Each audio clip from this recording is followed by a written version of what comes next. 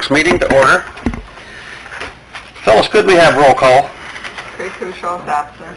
Bill Carbach. Here. Here. Bill, you were emailed a copy of the minutes. Did you have a chance to check them out? Yes, I did.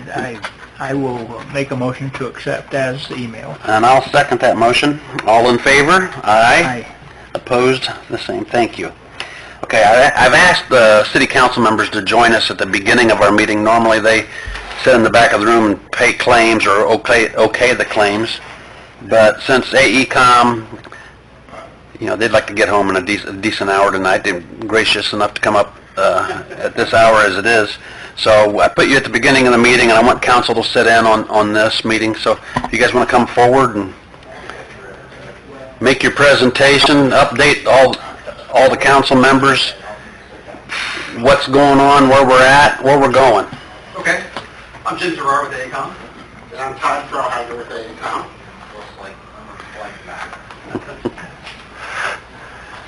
So yeah, let's do a little update sort of schedule and sort of where we are with the agreed order. So the agreed order from 2015, there's sort of 4 phases to that process.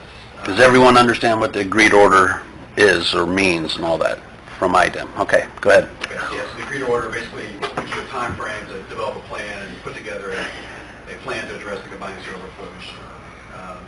So phase 3 was complete a year and a half or so ago. Phase 4, which is the final phase, currently the agreed order says that Decatur will build a storage tank to deal with the last piece of the flow to capture the storm event that you're sort of mandating to capture the flow from. So, as you know, with combined sewers, the rain happens, the pipes fill up, and by design they flow into the river. That used to be permitted and was fine 50, 70 years ago. Now it's not. So now that's why the agreed order is in place to address this combined sewer flow issue. So again, so phase 4 is the last phase. What's due to IDEM by the end of the year is the initial plan for phase 4. So what's the plan that Decatur's going to take on? What's the estimated costs? Just the general planning around what this phase 4 tank is going to look like. What we're proposing to do in the next 2 months is really sort of finalize that plan. We had 2 meetings with the city the last few weeks on sort of where the appropriate site might be for a storage facility. Also talked about potentially looking at high rate treatment as an option. So the current plan is the storage tank. So it rains, the blue tank fills up, a new tank would fill up that would capture the flow that you require to capture. When the rain stops, you sort of pump or divert that flow to the plant that gets treated. So you're sort of dealing and addressing with the combined overflow issue the way I didn't want you to. Another option is potentially, instead of having a tank to store it and then pump it and treat it at the plant, is high rate treatment. So you can treat it on site potentially without storing it and pumping it to the plant. So one avenue we want to look at is, in addition to where we can fit a tank, what that tank's going to look like, what the tank's going to cost, is potentially not doing a tank, but talking to IDEM about maybe doing high rate treatment instead. So what that typically you're required to do is some initial screening and filtering of the flow. You disinfect it with chlorine and then pump it to the river directly. So that's a different way to deal with sort of the same issue. But the main target is you have to capture what's called 10-year 1-hour storm events. There's a storm and threshold requirement that you have to meet to capture and address this combined sewer flow problem. So really looking at those 2 options. So the report that's due to IDEM at the end of December is really sort of what's the roadmap to what this final plan project's going to look like. So the plan gets submitted to IDEM. I'm sure there'll be some discussion with IDEM about what, where, timing of when the thing will be built. But the mandate in the agreed order says you essentially will design that project in 2019. By end of February 2020, you have to bid that project. And from there, it has to come in online, I think, 2 years after the fact. That's sort of design in 19, bid it in 2020. Yep. 2 years after that, it has to be in place. I think that's right. I've got the dates. June of 2020. Okay, June of 2020. 16 months. Yeah, 16 months. Are they still having discussion about, I've heard that eventually we're going to have to treat all our stormwater and sewage water. This is something that's in the works. I'm just wondering if that's been discussed, if we can start kind of going in that direction. Is that? I mean, there's no mandate from IDEM yet, and it's been it's been kicked around for a number of years. You said yet. To the point where they will. If they're kicking it around, I guarantee you it'll come. It's such a big threshold though for cities to take on. I mean, these programs are expensive. I mean, not just Decatur, everyone is spending a lot of money. There are 107 combined sewer overflow communities in Indiana, all dealing with similar issues. I don't think they care. They don't care. No, they don't. I mean, if they decide to mandate it, I think it's going to happen, and Yeah. you're just going to have to pick up the Although they What- give grants. What are other states' environmental departments requiring? Are they as strict as IDEM or less strict? I know the EPA rule is not as strict as IDEM, so is what I've been told. Is that correct? I think items, typically they're similar. They're very similar, or the same, essentially. So I don't think items any more strict. My experience so far, I've negotiated a couple decrees, consent decrees or agreed orders like this with the feds, and a couple with IDEM. IDEM typically is a little more reasonable, frankly. They're a little more flexible. They do care a tiny bit more than EPA. I mean, the folks in Region 5 in Chicago, they don't care a bit. I mean, they just want to get the pound of flesh out of you, make you spend as much as you can afford, and then move on to the next city. I mean, it really is an unsavory process, frankly. IDEM, though, they're a little more flexible, reasonable. Typically if you come to them and say, hey, we've got this issue, we can talk through it, maybe lay a schedule, but they're a little more flexible in letting you do that. EPA is not. They're sort of, the hammer will come down if you don't meet the deadlines. And before we go on, the meeting that we had last Thursday, Don and Jeremy and Carrie, Berlin, myself, Kevin, Tim, were you there? Yeah, Tim. And these three were all at the meeting, and Don and Jeremy had some questions as to, why another tank, and why, knowing that we have a lot of infiltration coming from the south side of Decatur, that's an area that we haven't really taken on yet. Why can't we delay a tank, do work on the south side of Decatur, re-monitor, and then go from there? So if you'd kind of explain all that, I think they explained it last week in such a way that... Yeah, and maybe a little back on the process that we went through is, so the large interceptor was sort of moved out of the river, was phase 3, so relocating that interceptor and rebuilding it in a way that keeps a lot of that. I mean, there had already been a tremendous I&I program just doing that. I mean, getting all that river water out of the interceptor was huge. So that was done. Then we put flow monitors in the system to sort of monitor the flow to get a sense of what happens when the rain hits. How much does that pipe fill up? How much does it overflow? And then from that, sort of taking a hydraulic model of the system, which will then show you and predict sort of those rain events, what's happening in your system. That model then is used to sort of size the tank you need, essentially, to capture the flow, the storm that EPA, IDEM is saying you must capture the size of the storm. That's a process we've sort of been working through. And sort of refine that model, so it's predicting pretty closely what that tank should look like. Right now it's roughly probably 2.5 million gallon tank, so it's a sizable tank. The one we have now is a 1 million. Yeah, so It's a big tank. to capture that flow. So yeah, we talked last week just about, we talked a while back as well with Ken and Carrie just about the notion of, I&I getting your system. So inflow and infiltration of water that gets in your system, even a separate sanitary system where there shouldn't be rainwater, it gets in anyway. And so it gets in and uses your capacity up, can cause backups in homes and basements, and it's problematic. So an I&I program, pretty kind of a robust I&I program, will look for those places. You can do T-beams or smoke testing to see where there are breaks and gaps in your system, or when there are illicit connections that flow back up into homes. You can see if there are downspouts connected. You'll see smoke coming out of people's gutters. They're connected in a way they shouldn't be. So you have to take kind of a holistic approach to try and address I&I and get out of your system, and sort of do some rehab as well, lining of your system, which does a couple things. It helps keep out I&I. It also just shores up really old pipes. I mean, I know there are old clay pipes here that are well past their useful life, and that lining can really shore those up and buy you some time with those assets. But I think the short of that is, even an aggressive program like that really won't save you much when it comes to the tank size. I mean, typically, if folks will go in and sort of line their own system, will line all of our system, you might see a 20-25% reduction in I&I. Not really a meaningful amount that's going to reduce your tank, because what happens is the private lateral, those private connections are still putting water in your system, and you can just sort of chase that forever and really not make a sort of meaningful, huge impact on I&I in the combined sewer area. Are you talking like the sump pumps in Exactly. basements? Because I know we still have a lot out there. Yeah, they have. And they dump a significant amount of water in your system. Again, that's problematic in the combined area, but where that typically is more problematic is that they're connected illegally to their separate sewer system. Those pipes are smaller.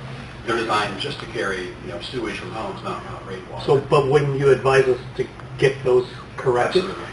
Absolutely. But it's tough, right? I mean, those are hard. It's hard to go in and tell folks, hey, we're going to make you now disconnect your pump, do something different with it. But absolutely. Yeah, other cities. But if it's not right, it's not right. So, Right. Yeah. I mean, either they're going to pay to change the pump or they're going to pay to build the tank. So that's kind of where I was going too. I mean, I'll be honest with you, I think my office building is dumping into the sanitary from the sump. Yeah, those are... A lot of downtown buildings are. Yeah. So, You have that all over the city. but is that the right long-term answer? I mean, I understand if we line the stuff that we can line, but if it's you get an I from all the... Right. Yeah, really, I mean, I guess what I typically see is sort of a two-pronged effect. You deal with your own assets and infrastructure, and years ago they have and continue to do some I&I assessment, smoke testing, and What we need to do is address some pumps where it's feasible, but we're still going to need the tank. It's something that we can fix some pumps, but our infrastructure is still deteriorating. There's still going to be more inflow showing up.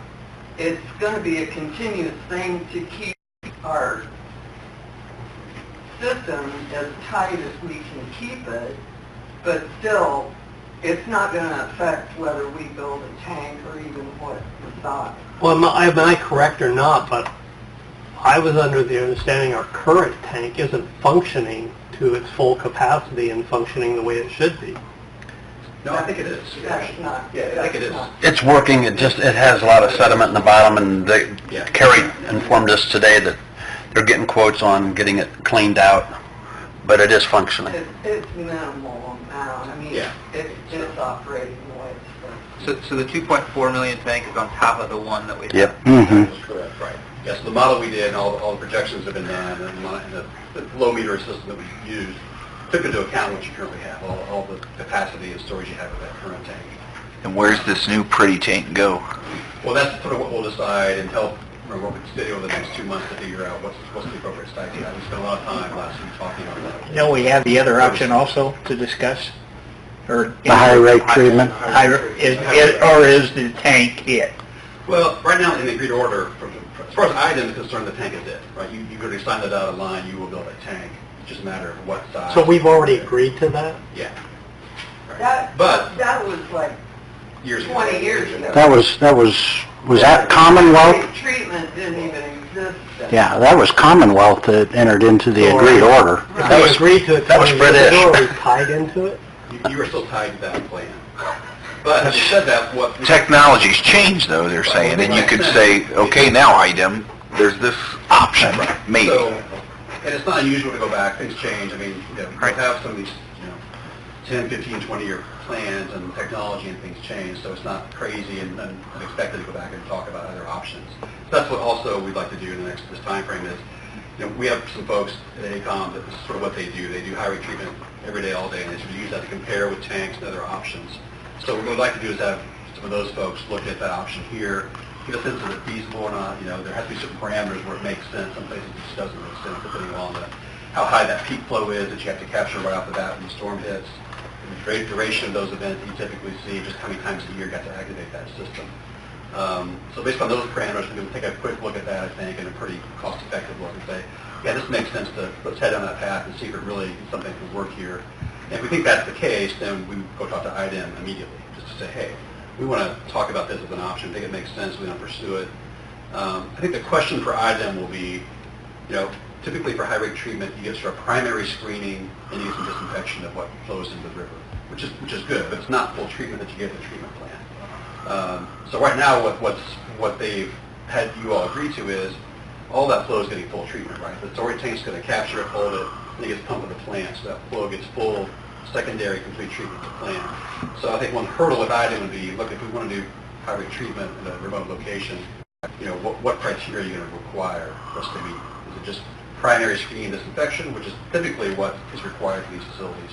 or you're gonna hold our feet to the fire and say you want this. So in your assessment, how often would this 2.4 million gallon tank be used?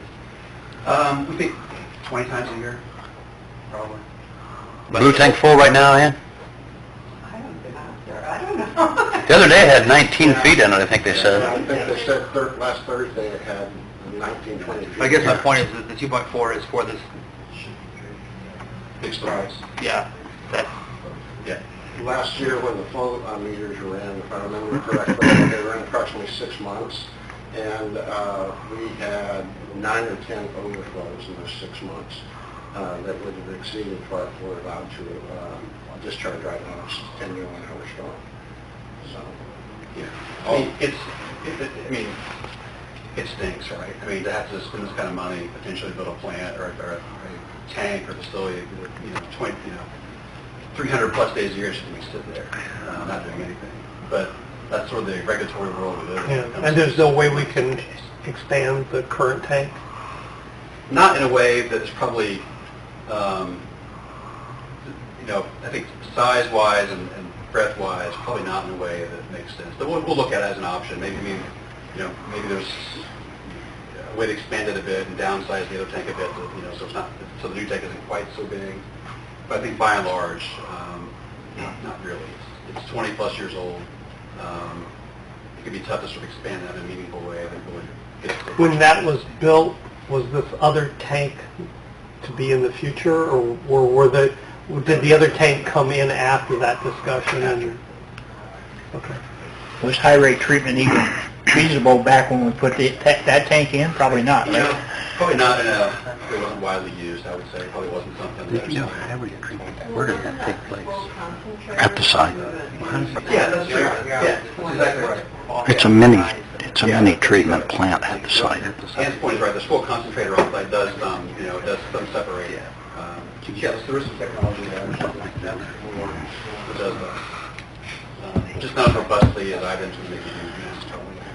And then it's another bond to pay for it. Well, yeah, and that's what we discussed that. You're probably looking at doing the bonding sometime towards the end of next year, because you're going to have the money in place in order to bid it out by February of 2020. I'm just curious if, the system problems that we have now, which cause overflow of the current system, which is not necessarily the 1 in 10 event, right? It's just normal operation. How much of that can be taken up by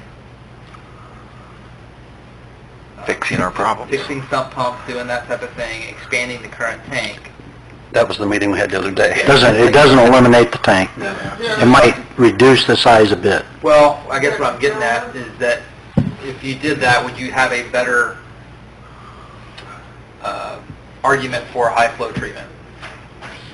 Well, first we would have to get IDEM to grant us more time. Yeah, it really does. AECOM did a study a few years ago and estimated how much it would cost to line all our sewers in the CSO basin, and it was $5 million. Yeah. And that would have achieved us a 20% reduction. Right, so you could start today, and aligning it does a couple of things, like I said, it does help reduce I&I for sure. But also it just helps, stabilize those old lines so they don't collapse. You have catastrophic failures that are more expensive to fix than lining. But yeah, you essentially spending $5 million today to line your system. You're still going to have to build a tank, unfortunately, is the reality of the situation. It's just not going to get you enough reduction in outflow in the combined area to have make a meaningful difference. If we line the system, that's just temporary, that doesn't... It's still a 100-year-old pipe. Yeah, it buys a significant amount of time. I mean, it does preserve and, the sort of cast in place polymer essentially. It extends the life of the pipe. Yeah, Yeah. it really does. But the problem is, if you remember, a good number of your pipes were put in 100 years ago, 70 years ago. There were sites at that particular time. For the amount of people, yeah. Happened. So some of the pipes that are in the ground, even if you could line them and make them structurally sound again, they're probably a little bit undersized anyway. And in the combined sewer area, which is your 3 areas that basically serve your downtown area, the amazing statistic that I saw was that represents about 10% of your entire service area, and you get 50% of the flow from 10% of your area, just because by its very nature, it's a combined basin where you have stormwater and sanitary flow mixing together, and then going to a discharge point. Some of the other areas in your system are called separate systems, where you keep your stormwater and your sanitary flow separate. And so you have less flow obviously coming from those areas. This may sound like a dumb question. Can you do a high rate system and possibly a smaller storage tank? Potentially, yeah. Yeah, depending, and again, it gets back to that peak flow you have to capture. It may be that high treatment itself isn't robust enough to deal with it, but if you have a smaller tank, you can sort of capture some of that flow and feed it into the treatments to tank that you need. But if we would do that combination and even expand the current tank. Right, Right. right. But if you're looking at multiple different solutions, Yeah. if you're going to build a tank, I'm guessing that the cost of building a bigger tank is not all that significant more than just building. Right. You are correct. That's exactly right. You are correct. And here's the other problem you're going to run into is our infrastructure continues to degrade. We're going to have more infiltration over time. So the fact that you build a 2.5 million gallon tank, 10 years from now, that tank may not be sufficient. Well, then we need to be working on our infrastructure too.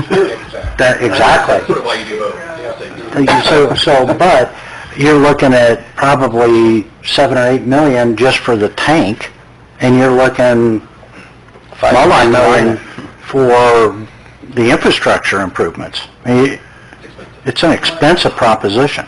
And what the key is going to be going forward is just keep looking at these areas, even after you build a tank, or even before you build a tank, because this area right in through here is one of your CSO areas. We're only looking to put a lot of money at it in this area. So you're going to want to keep looking, you're going to want to do some cammering, you're going to want to do some jetting, you're going to want to figure some things out before we continue on through the downtown, further west.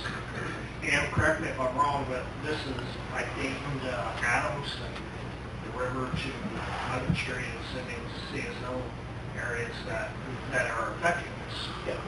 So there's contributors all the way through. Yeah. We're just going to have to start addressing more of these, and hope is the infrastructure deteriorates, so we're still maintaining it whatever size tank it is. Yeah. You can correct a problem here, and if this breaks down here, it just negates what you've done here, other than it not doubling what you may have had. We just don't want you guys to think that the tank's going to solve the problem, because it's not. And you're going to look at high rate treatment, Yes.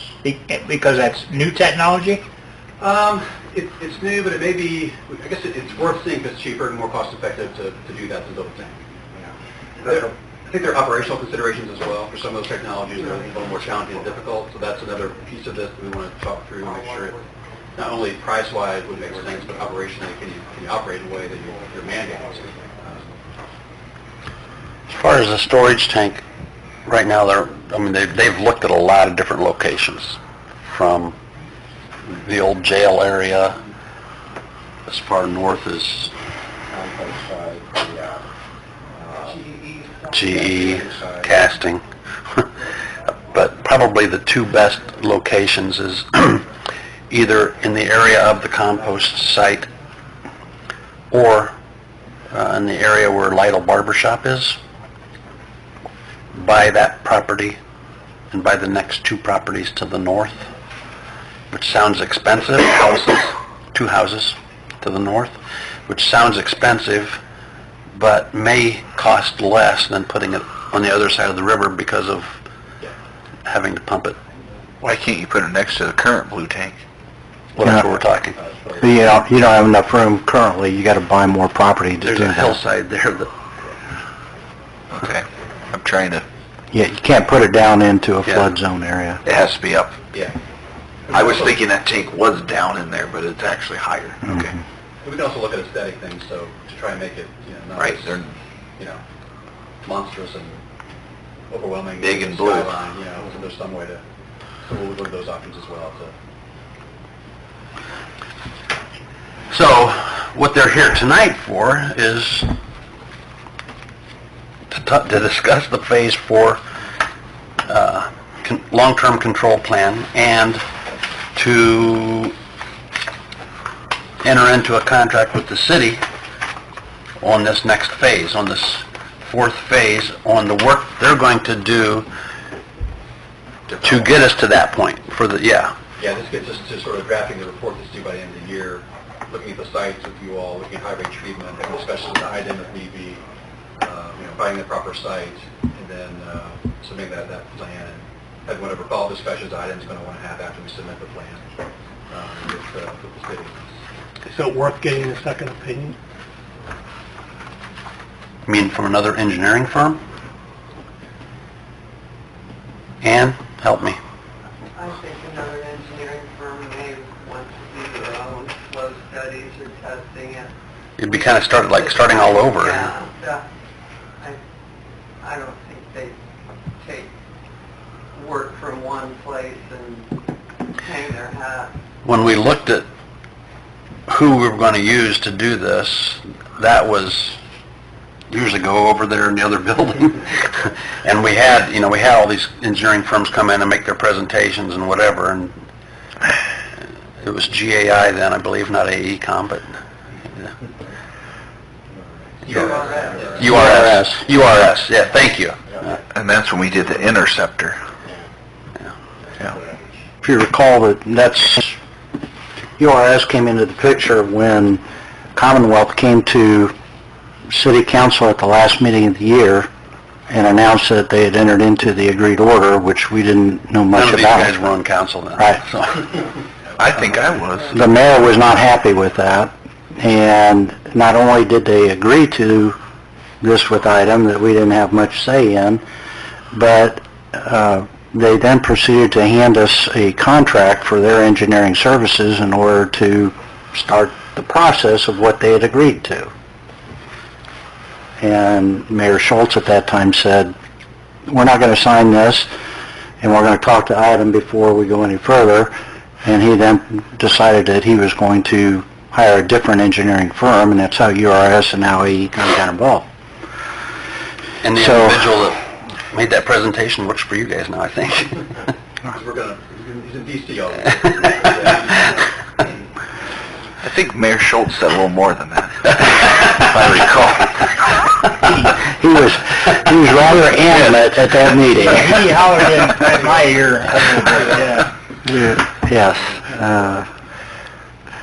This contract is just to finish up this 4th section. It's not No, it's, new, it's a continuation. and it's just kind of letting item know what we're going to do. It's not, It's finishing up this work that we Right. contracted. exactly. Yeah, really finishing the work, yeah. We sort of came initially, I think, with a bigger contract to do all this, and we said, I think we talked about, let's break it up. So this Yep. is really the last piece of that work to Yep. go to the finish line with IDEM, essentially. if that makes sense. And item somewhat gets I did. impatient if It's- you don't keep them Pretty straightforward. up to date on what you're doing. You know. Sure, exactly. They're not fun to work with. I mean, I've had experience with them. So the contract for their work that they would do in the next couple of months Going through January. Yeah, through January. would not exceed $117,384. Now, if you want to, Todd, explain that like you did to me on the phone today. Sure. Bill, you had mentioned about high rate treatment a little bit ago. What we discussed last Thursday is we're going to go on 2 different tracks right now over the next 30 days. One will, since we have an agreed order that says by the end of the year, you will have a report submitted saying how you're going to store your 10-year 1-hour storm before you treat it and discharge it. We have to continue down that path because the agreed order says we have to continue down that path. We've got about a 60-day time limit to get that report submitted. At the same time, we have, as Jim mentioned, an expert that's going to be working with us on the high rate treatment path. We're going to have an initial meeting with IDEM, make sure that it still seems feasible. And then this gentleman is going to help us out. He's actually from our Massachusetts office and does this work all over the nation with us. He will actually help us put a cost comparison together between the 2.5 million gallon tank that we know by the model we need and the high rate treatment, if IDEM says that we can proceed down that path, and we'll look to see which is most cost effective for the city, or, to your point, a combination of the two. Maybe a high rate treatment system smaller and a smaller tank.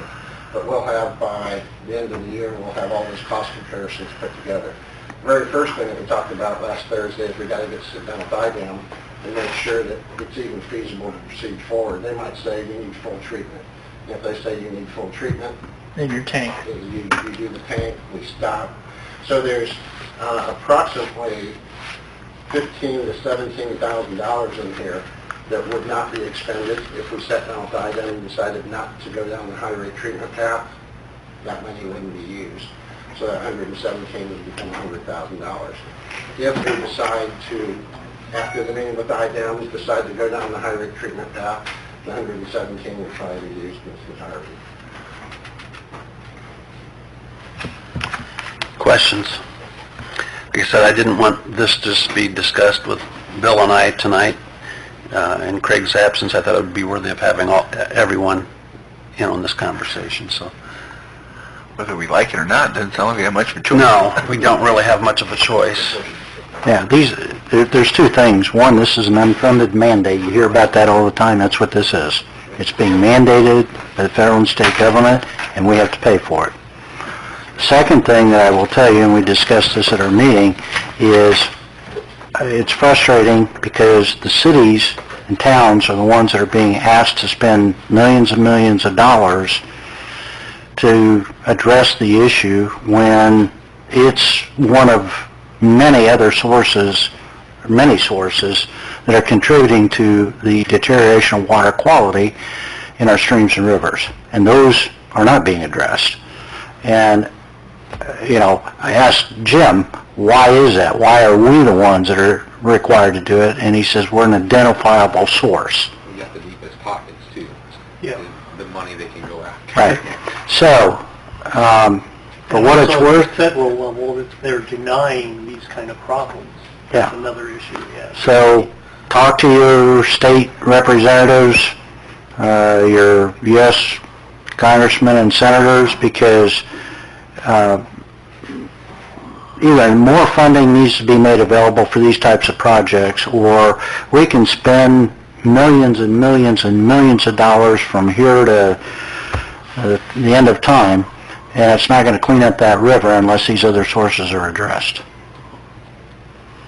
And like we did before, previous, we're kind of on top of that projects, and at this point they're cheaper. I mean, eventually everybody's going to be mandated to do this, and at that point it may continue to get more expensive. Is that right, Jim? Yeah, that's right.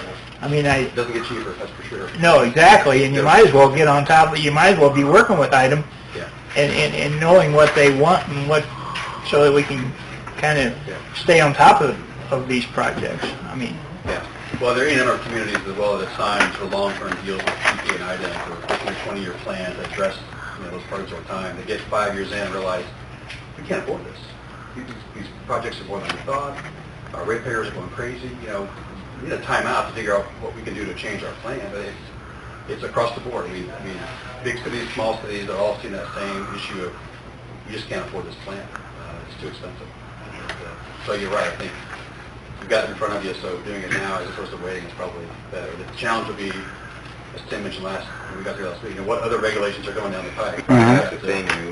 We're going to be out of this 20-year plan that we signed. We get free and clear of that. They come in and say, now we'll sign the next 20-year one. Well, it's always possible that could happen. I think on this issue, the combined sewer issue, probably not. But the question will be other ones. Treating stormwater, could be other things that they... If you went back over the last 60 years, I bet you can count at least 4 or 5 instances where the goalpost got moved. Yeah.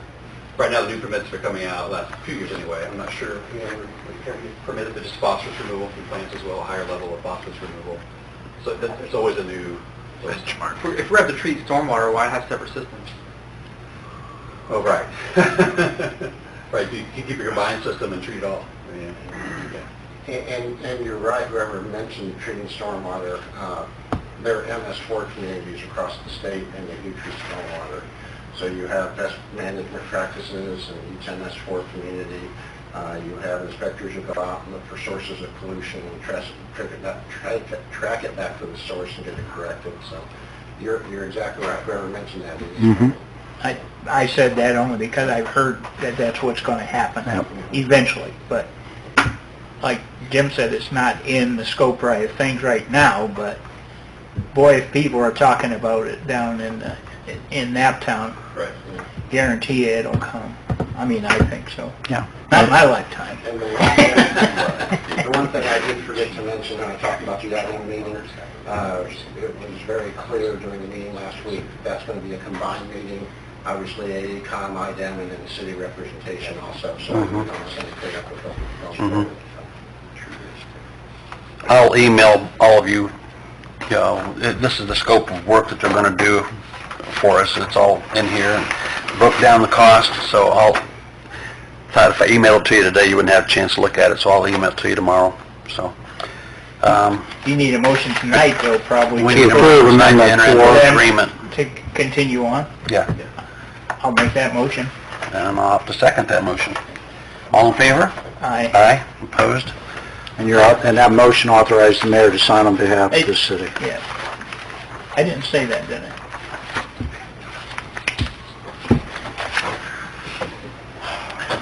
Safe travels back to Carmen. Thank you. Yeah, thanks for making the trip up. They didn't mind it. They didn't mind it all too bad. They went to West End, had food. We got pie to go. They got pie to go. Well, thank you. Look forward to working with you. Wish we had better news. Do you Not alone. It doesn't help. need a copy of this tonight?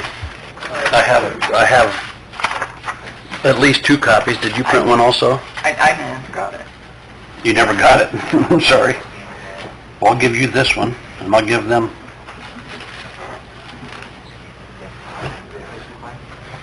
You can have this one, and you can have this one. All right. All right, take care. Appreciate it. Yep. Tim, thank you. Bill, take care, man. All right, bye. Same here. Thanks for coming out. Yep, see you, Bill. Same here. You guys be careful heading back. Hi, Bill. Thanks, guys.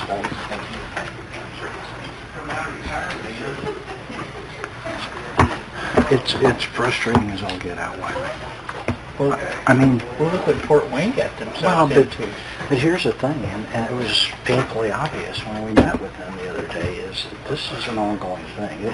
You never get to a point where you've achieved what IDEM is going to want you to do. It always moves.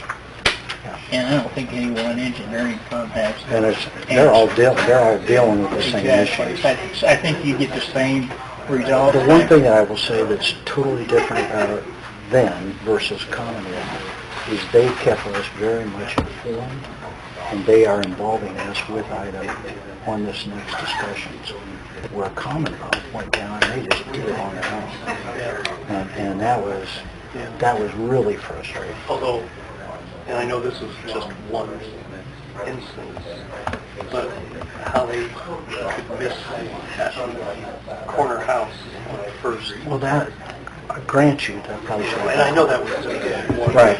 But the people before, there's a house there, so It goes somewhere. it goes somewhere. Right, I understand. And you just end up passing by. I totally understand.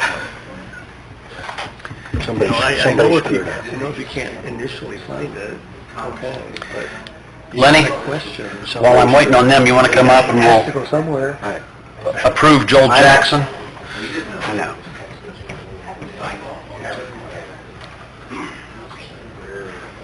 Lenny has one matter this evening, and that is the fact that Joel Jackson has completed his probationary employment status, so he needs to be moved up to a first-class patrolman, is that correct? Correct. I sent Phyllis the letter, the intent of moving off his probation. Okay.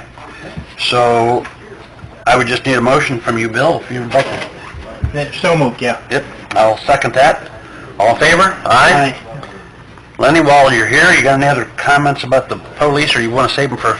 Well, I guess I can real quick. Today, the mayor signed the per papers for our new officer, Dan McGill.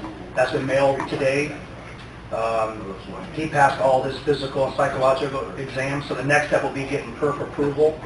I took him up to Fort Wayne to get his vest fitted. It takes a little while. And he also met with Wendy today to do his employee paperwork. So it's moving in the works. Next Tuesday morning, myself and Deputy Chief Mike Mahan will be taking the new officer, Nathan Hunter, down to the public safety to go through his psychological and physical testing.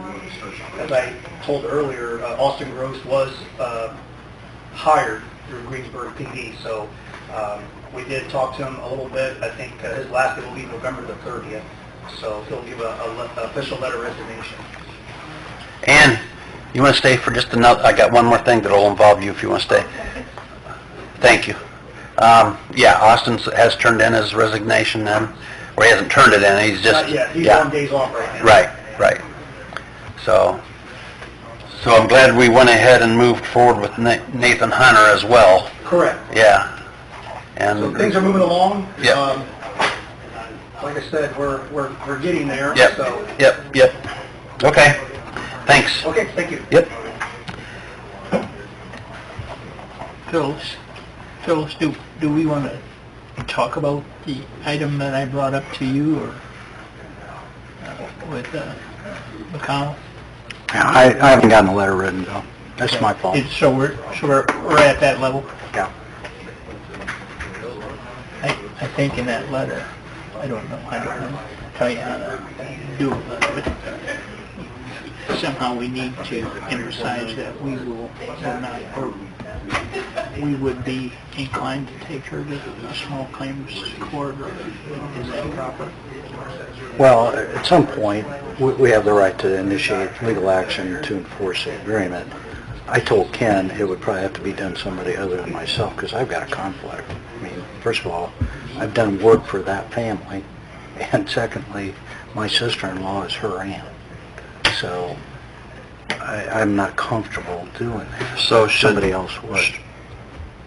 So you say you haven't written it yet? You're not going to write it? We need to I'll write it, Okay. I'll write it, but I'm going to tell her that if it goes any further, it's Okay. going to have to be, it'll be handled by somebody other than myself. Okay. But that the city's Like serious about pursuing it. Lenny, like Austin, how many years has he been on? I think about less than 2 years. So he knows about his payback Yeah. on the contract. Correct. We've We've got been it. working with Mike on equipment, and he'll get with Phyllis on. Okay. Lenny, Right. one question I have is, we've done this across the board for everybody, correct? Correct. Okay. But I guess I was told there are some have not paid back the city on the contract. There's a couple that I'm aware of. That might be another matter I have to take step. Phyllis talked to you earlier in the year about one officer that went to Fort Wayne. I believe that officer still owes. Right. And I believe Seth Colwell has been paying. He's been paying. He's been paying. Yeah. He's making it. As long as what we've done is uniformly go after and collect back from everybody where that's been a situation, then we're fine. I've heard through the grapevine that somebody is starting the conversation out at Decatur PD that we don't have to pay it, that it's not mandated. And I don't think we want to get that out. True. I mean, we do invest a lot of money in them when we move up front, anywhere from $300 to $3,500. So, Yep. and that includes training through the 5-year program, things like that. So, Yep, thank you. Okay. The next thing I had was for approval for Ann to continue working for the waste treatment as a consultant. So, I just need to bring that before the Board of Works and get that okayed, although I've already okayed it myself personally, but I guess, am I making it a matter of record, or I need to have the Board of Works okay that? You just need to approve the contract. You Okay. better wait for Kosho to get back. What's that? Better wait for Kosho to get back, Why? because I don't think I'll.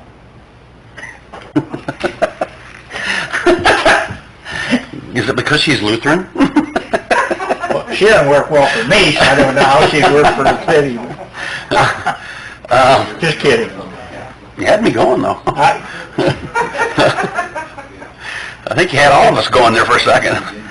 If you need my vote, I will vote for that. Now, my question was like, do you have any idea how many hours a week you're going to be consulting and how long you'll have to be consulting? We really don't know that right now, right?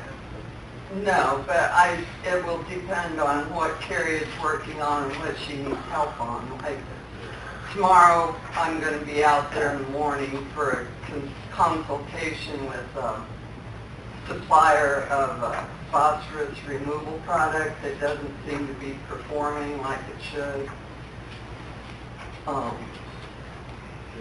But I just think year-end reports, maybe trying to find a vendor or something, it's just... Yep, just as she needs you.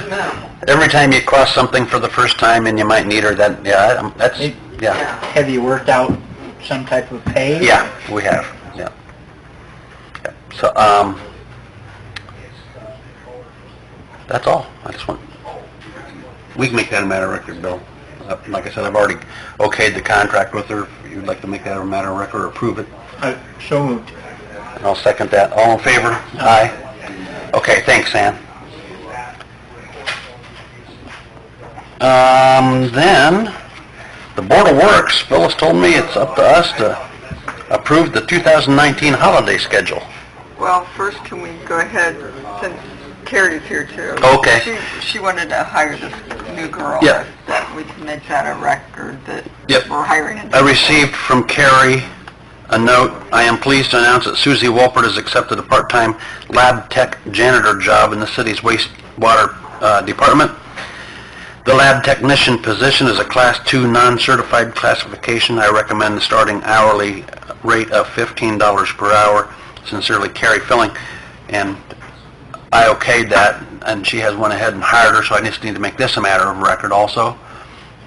So moved. Second. Her name is Susie, S-U-Z-I, Wolpert. And We're anticipating the 13th to start. anticipating the 13th, okay? How many hours? Oh, it varies. Yeah. Now, while you were doing that, you went out and you got your Class 3.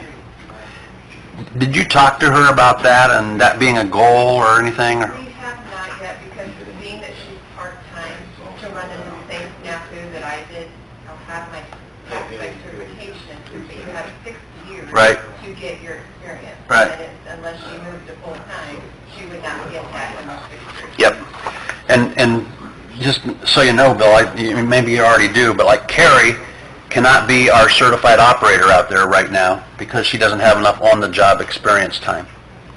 So we have 3 other people with a certified operator classification. That's Verlin and Luke Harvey and Bryce Gavin.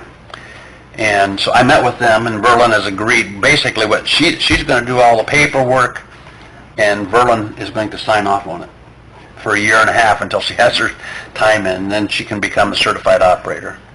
So that's the agreement we've kind of worked out internally.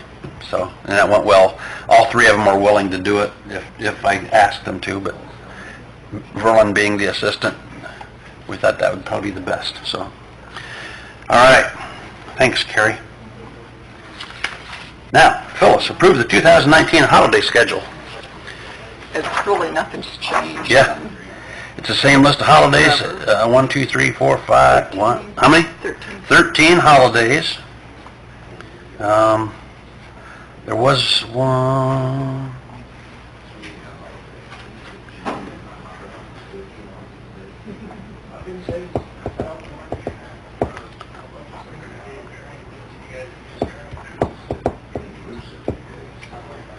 Christmas Eve is a Tuesday, so we'd be off Tuesday, Wednesday, we'd work Monday, Thursday, Friday, okay? 2 weeks in a row. All right. Yeah, I think it is, yeah. Bill, are you good with this? If so, we just have to okay it and make the motion. That's fine. I'll make a motion to accept the holiday schedule. I'll second it. All in favor? Aye. Thank you. And then Phyllis, do you have the change orders for Primco? Okay.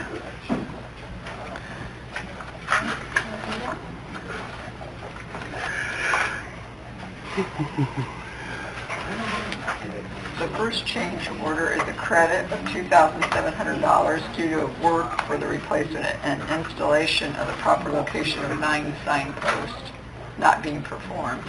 So it's a deduct? Uh-huh. And then the second one is additional electrical work, and it's $32,275. How much? Say it again. $32,275.60. What electrical work was that? Does it describe it? To supply 1 extra light base, pole and fixture. City of Decatur supplied 1 light base, pole and fixture, and to install 2 extra light bases, poles and fixtures.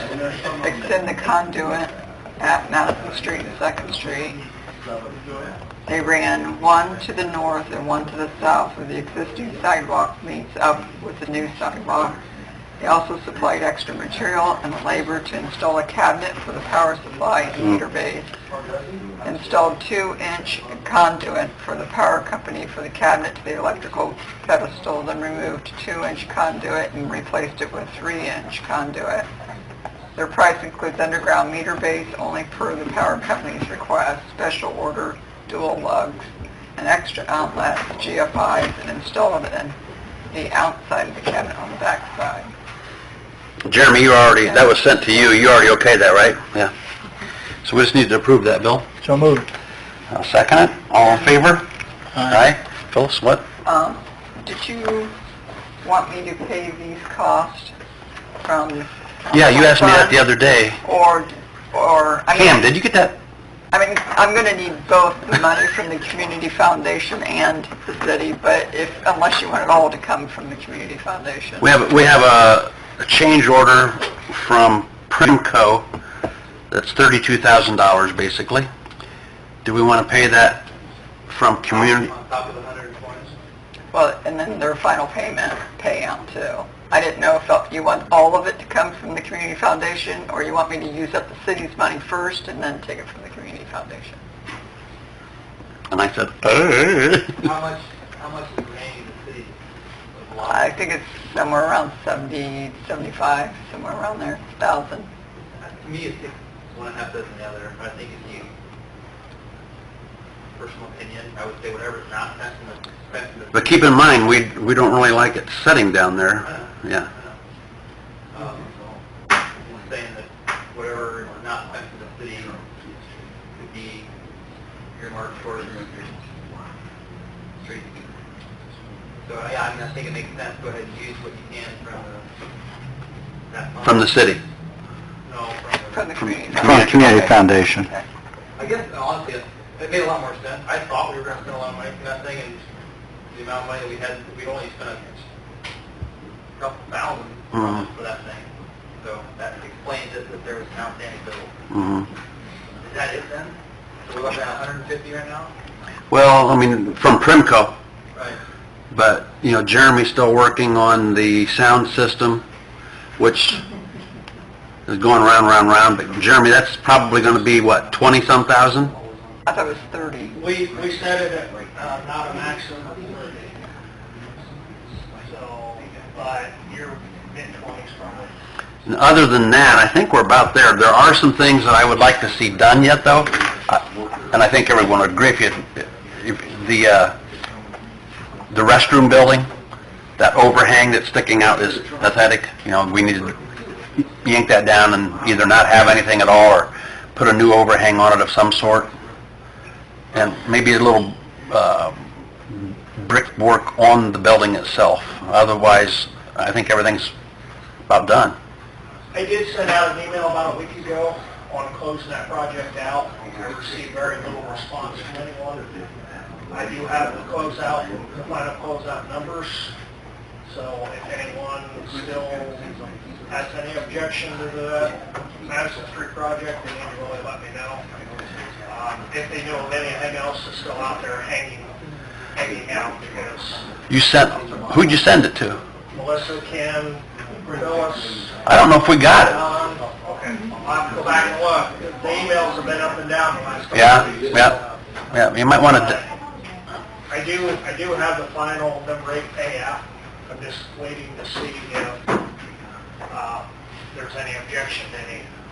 right. You did send all that. All I can say is I think that I did get all that. it was the understanding at the time that that money was going to be used for that project, so Use it, make a request to, Connie, well, or to Greg and Ann. Greg, Yep, but Yeah. And what went out last Thursday to Phyllis, Greg, Ann Razzo, Ken, Don, and Melissa. okay. I think you'll probably leave 25,000 in that account.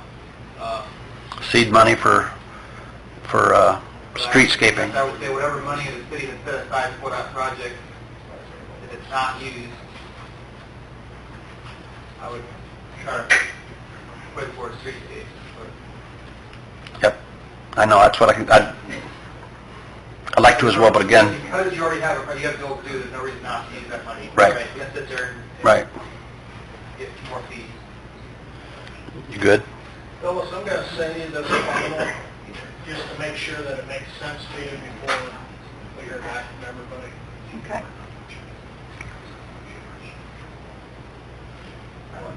Okay, Did you guys make motions to approve that change order? Actually, she's got it. Did you guys do that? did you make a motion to approve the change order? Yes. Yes. I put Bill and Ken. Yeah. Only here, so. That's who did it. Jeremy, you're up.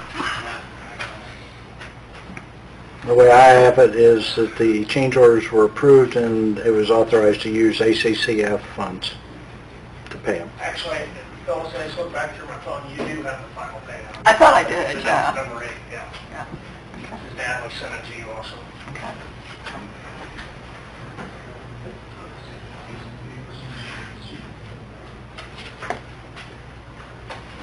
Jeremy has a couple things on here tonight. First one's about trails. Yeah. Last week one day, Ken and myself and Tim met. I've been working for the last several months with both park board, city and county, on trail planing, and then probably for the last year, a little over, I've been working with NERC on our comprehensive trail plan that goes hand in hand with the 13th Street feasibility study, the park plan, South Adams Trails, and it just has a lot of different pieces in the whole trail system, a lot of connectors and such. It's kind of interesting. Randy Lehman, which is a member of South Adams Trail Board, and he is our representative, our South representative for Adams County Park Board, sent me some information on a upcoming tax sale that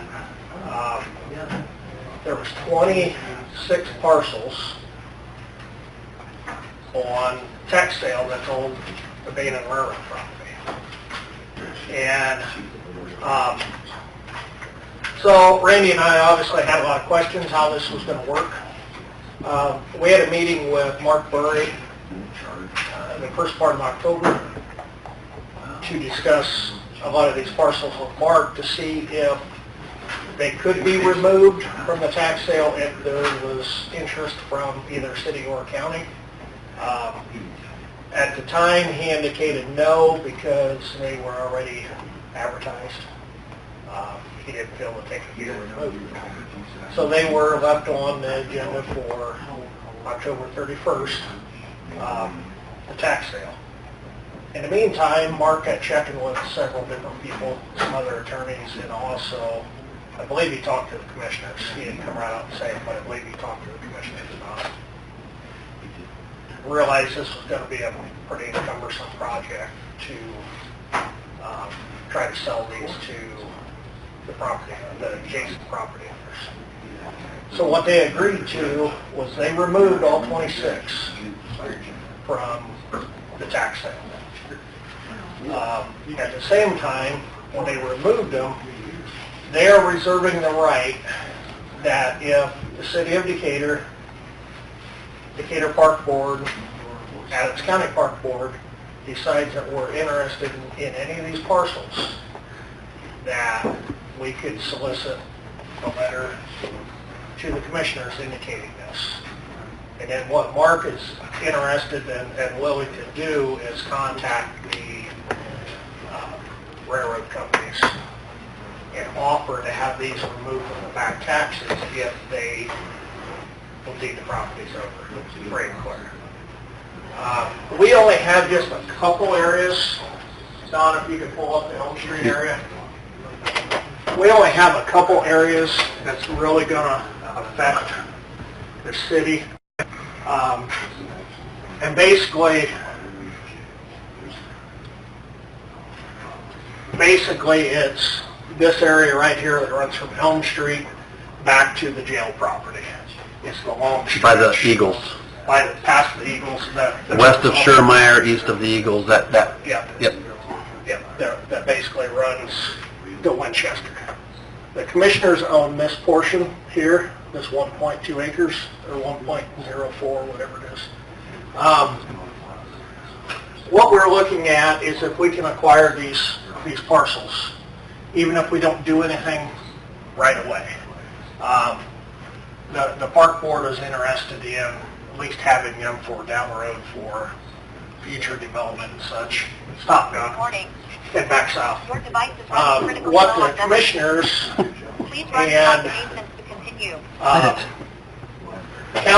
county council has talked about also is, go further south, Don, is since the commissioners have control of all this down through here, as we progress, if we would ever develop any of this, which the county is 100% on board with even helping pay for a lot of this, and we can get it down into this area here, and South Adams Trails keeps working further north, eventually there's going to be a connection. Talking with Bill numerous times, head south a little bit, Bill Carpenter, we do have the raw water line that comes up from the south, across through this field that we have no access to. So over time, if, long term, I'm not saying today, I'm not saying next month or anything, if we can develop this as we keep going south, it could be a multi-use for maintenance, getting to the vaults, there's air release vaults and stuff along there that we currently can't get to because they're farming over. So obviously it's a maintenance issue. How do you get around or over or under the bypass? You just have to go across, more likely. Or within Donald, get across. Put in one of those signals. Hawk signals. So this is primarily what we would like to County take do from the that. tax sale. There may be a couple other little parcels. So I guess my first request would be is permission to discuss it with commissioners on acquiring. I think it's a good idea. Absolutely. Yeah. Okay. Go. He's right beside you. Fleetwood. Which Fleetwood? 13th Street.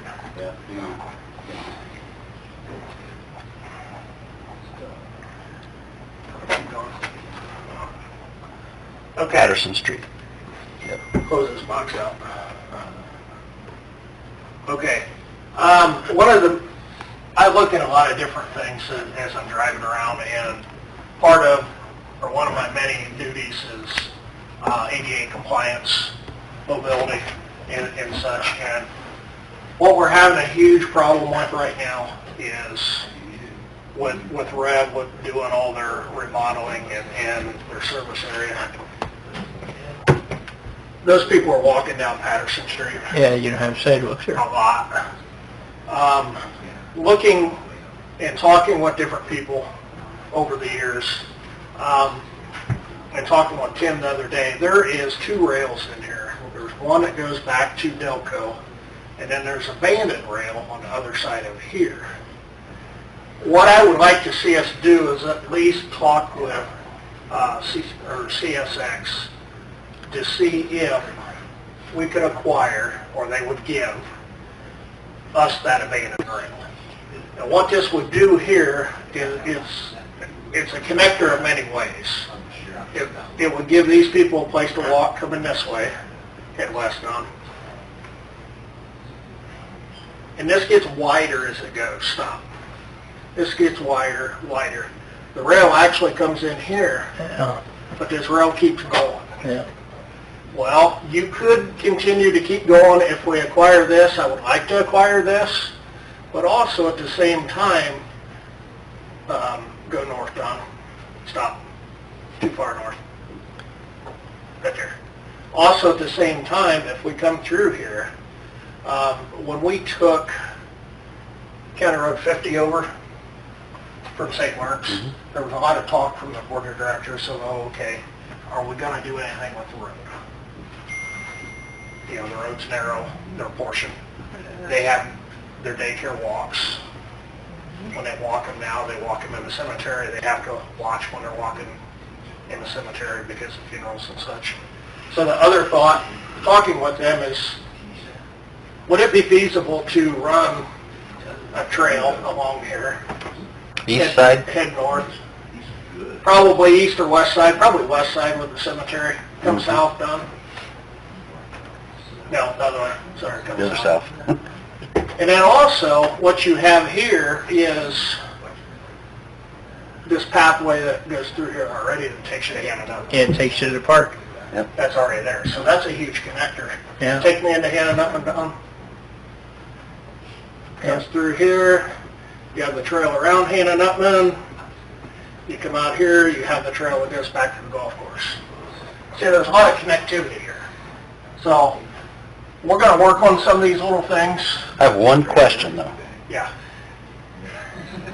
By the Rev Service Center, where there's two trails and one is still active, two rails, and one is still active, do they allow a trail beside an active rail? Yes. City of Kokomo come up with the same thing, and there has to be a separation between the two. How the City of Kokomo did a lot of theirs is either through fencing or a split rail fence or something Okay. through there. That was my only concern, was So that gives you kind of a smaller scope. I won't get into great detail, but the second request is going to be for Tim and I to approach the railroad and see if that portion, if they would even consider separating. Think Wiley? Likey. I do. And I have a lot of, we could talk about this for hours. Yep.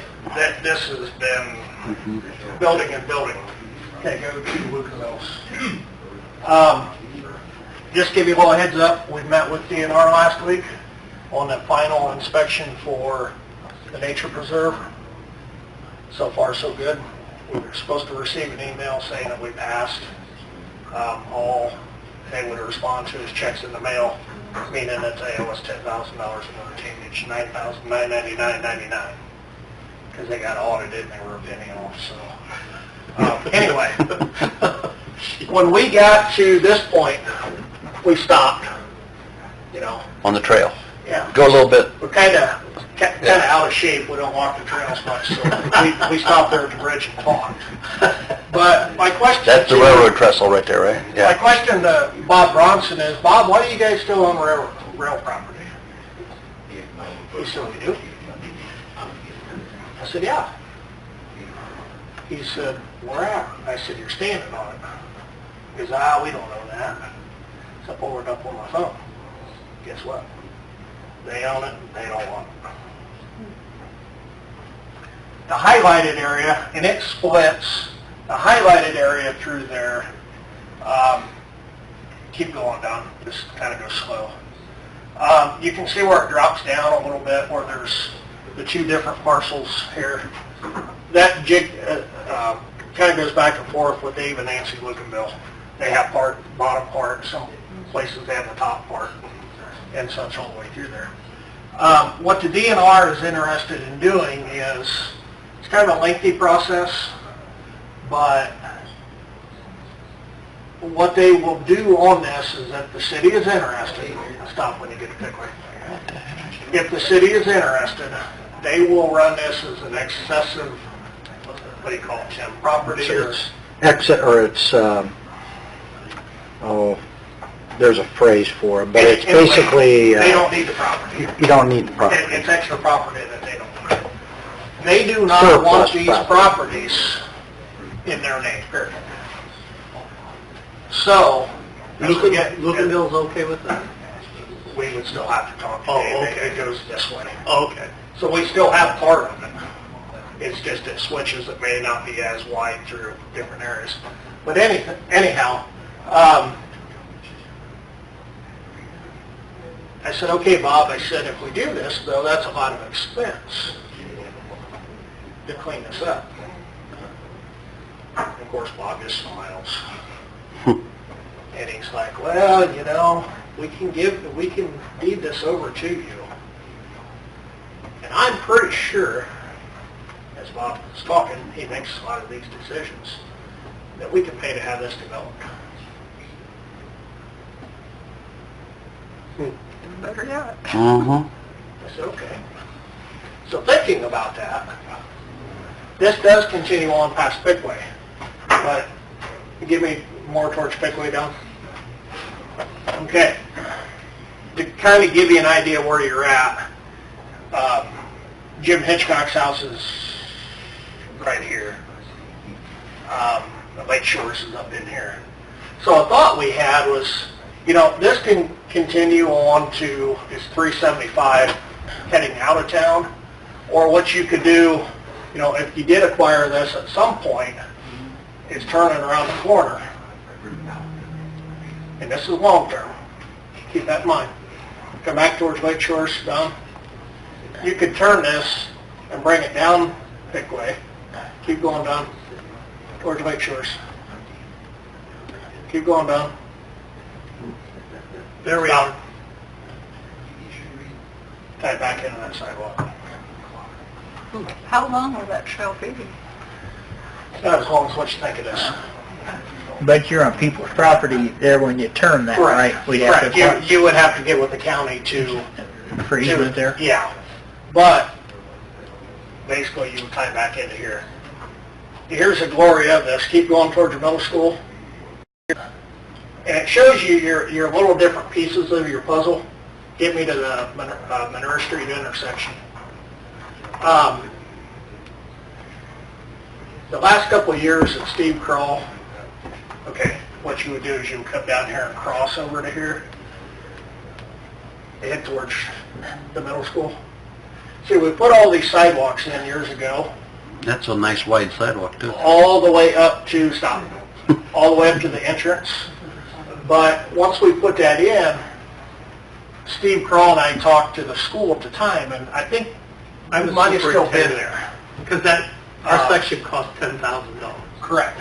Our thought was, and it's never happened at this point, but here's another little piece to the big puzzle, is you could take off from here and go across. Okay, Don, a little closer to the pond. And the park board had approved several years ago of going around the pond with a walking trail that brings you back to your original connection. So that's not all the connections, and I'm not here to go after all the connections and talk about all the little pieces. But you can see kind of where the park board's working towards in conjunction with the school and with recreation and the 13th Street feasibility study,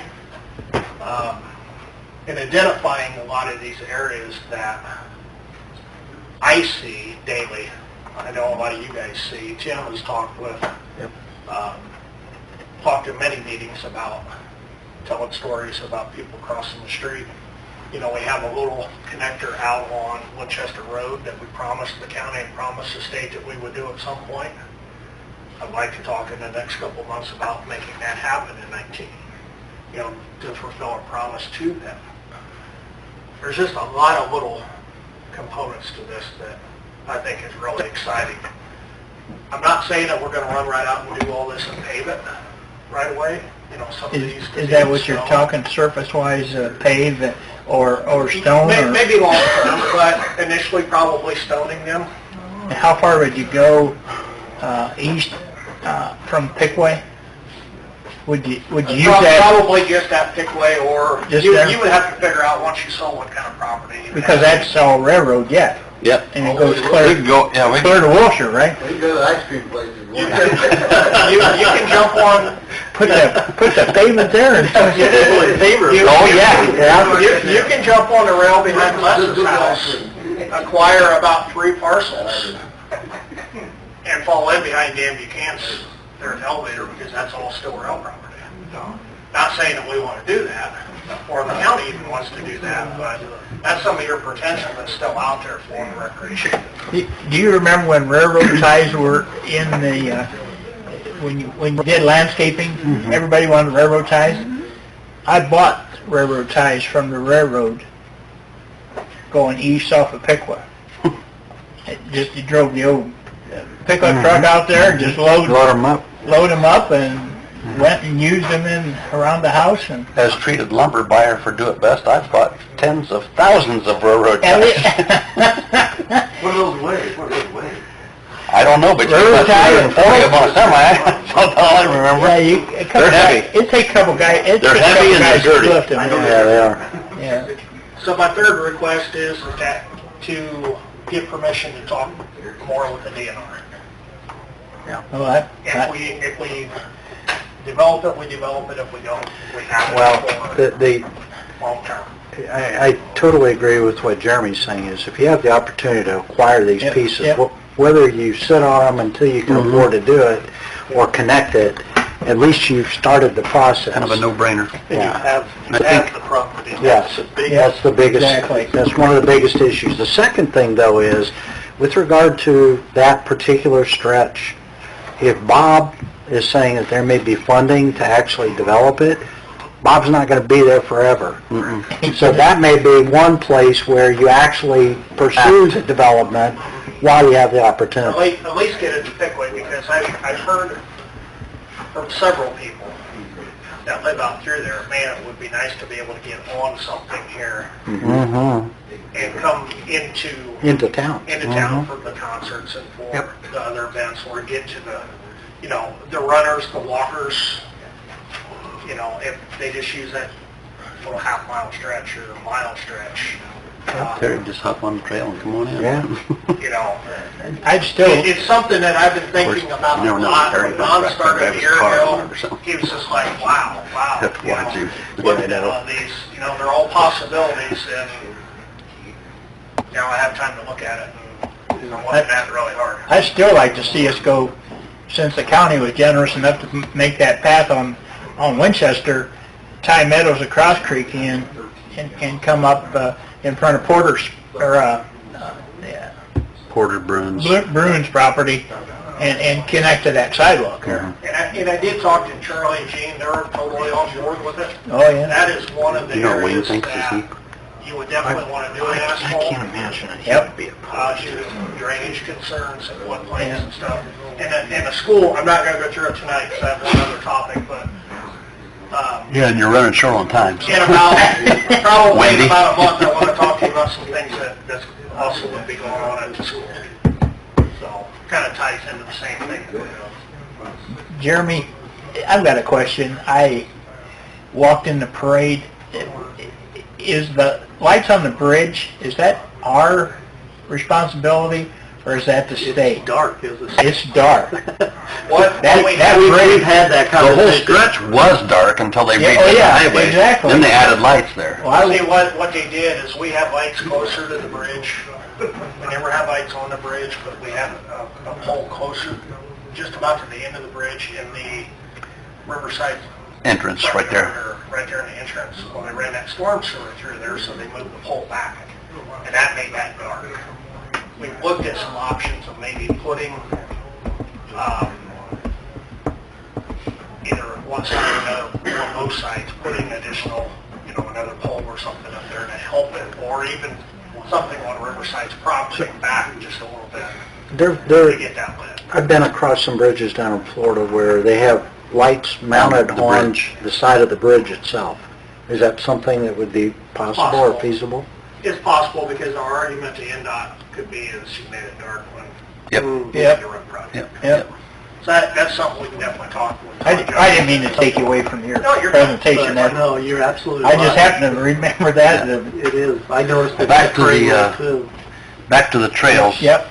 I will suggest that by consensus or by motion, however you want to do it, that Jeremy continue to pursue the trail systems Oh, definitely. any way, shape he can. And like Tim pointed out, possibly go right after that one area there while Bob's still.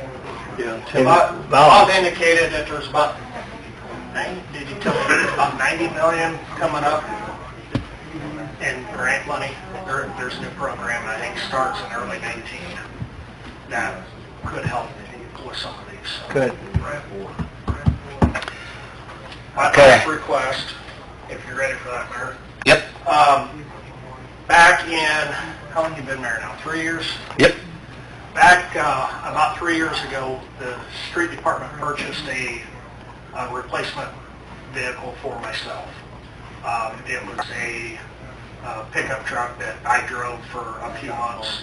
And then when Ken appointed some additional supervisors, we were short a truck for the supervisors. What we did is I gave up the truck I had and virtually pulled the vehicle I'm driving, that SUV, out of the weeds that was ready to go to auction because I didn't have anything else to drive. We worked on it, got it running. It set about 3 years, chased all the mice out of it, put a battery in it, and kind of went on with it. It has some serious issues. We've made it through the majority of the issues, but I don't think it's going to be in our best interest to keep putting money in that vehicle. We do have money budgeted. There's partial money. There's some money there this year, but I plan on paying for it in 19. I've been talking with Kelly's out here, and they gave me a couple different options. And one better option come up today. They quit all 3 brands or 4 brands? 2 brands. They tried to do the Dodge brand, and it was way high this year. Or actually going into next year. That just hurt your feelings terribly, didn't it? Doesn't really matter to me. As long as they start and drive and don't shake you to death going down the road. It'll be a big improvement over what I got right now. But anyway, make long story short, I've got 2 quotes here, actually 3 quotes. A Ford quote, 2 Chevy quotes. And basically all these are just half-ton trucks, or half-ton truck, 4-wheel drive. Nothing spectacular. The low quote for a 19 Chevy 1500 4-wheel drive was $27,623. I looked at these a little deeper. I had questions on the quotes, so I called the fleet guy in Fort Wayne, and he said,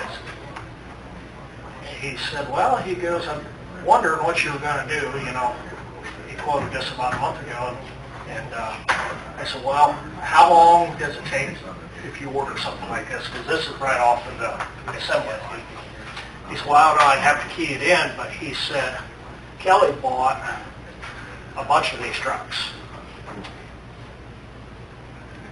But when they bought them and they came in, now they're in the body style change. So they're a little bit, not the new body style that's coming out. They're the old new body style. They're the old body style, but they're still brand new trucks. Mm-hmm. He said that he can do better than the 27,623 if I want to come up and see what he's got on the lot instead of ordering, which he said, I'm not going to tell you it's going to be a couple thousand, but he said, you know, it could be Very well could be. 600 pretty easy. I'm fine with that. I just want something that's dependable that I can drive. We do have the money to pay for it. It may be drawn out into December, January before we pay for it. But I'm just kind of looking for consensus tonight on what you guys think.